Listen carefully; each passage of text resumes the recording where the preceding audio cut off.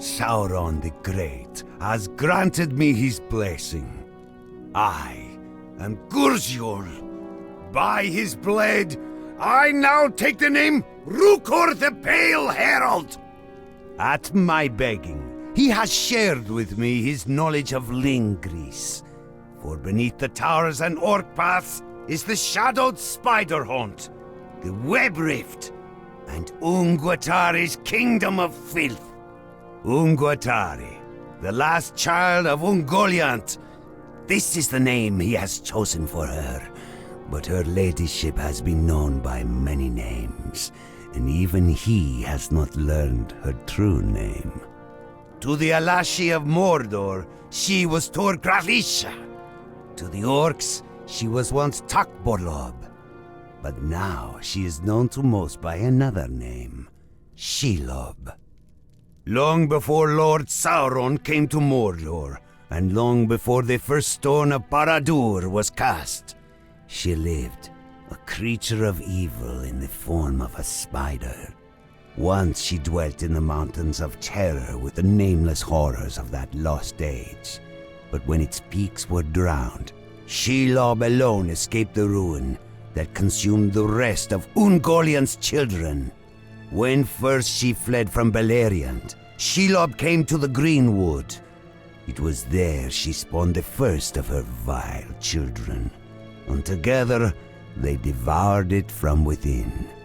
In time, she became as Ungoliant, and her hunger grew insatiable. She spawned numberless spiders and crawling terrors, both to serve her and to feed her. It was then she came to the Mountains of Shadow, and upon its dark peaks and within its cavernous depths, she felt a grim familiarity. Thus, it is there she has made her home ever since. Centuries later, when at last Lord Sauron came to Mordor, he knew at once that something terrible and powerful lurked in the Mountains of Shadow. Lord Sauron soon learned that Shelob dwelt within them, and in his wisdom, he sought her aid in conquering the elves and men of the West. Driven only by her hunger, Shelob desired neither an alliance nor conquest, and to Lord Sauron's amusement, she chased him from her lair in the mountains. After returning to Barad-dûr, Lord Sauron considered destroying her, but he soon realized Shelob and her viciousness might still serve him, wittingly or not. Indeed, through his wisdom, she became the guardian of the western pass into Mordor. In return, he sent her his prisoners and lesser orcs to feast on. Thus, as Lord Sauron tells it, Shelob became his cat, and so she kept Mordor free of its foes for many years, all for the price of a few orcish sacrifices and a supply of curious or unwary travelers. In the year that Hlyrith unleashed the Great Plague, the orcs of Cirith Ungol sought to expand the Great Tower's tunnels, and they foolishly delved into her lair. In Shelob's wrath, her children flooded the passages beneath the tower, killing all they encountered.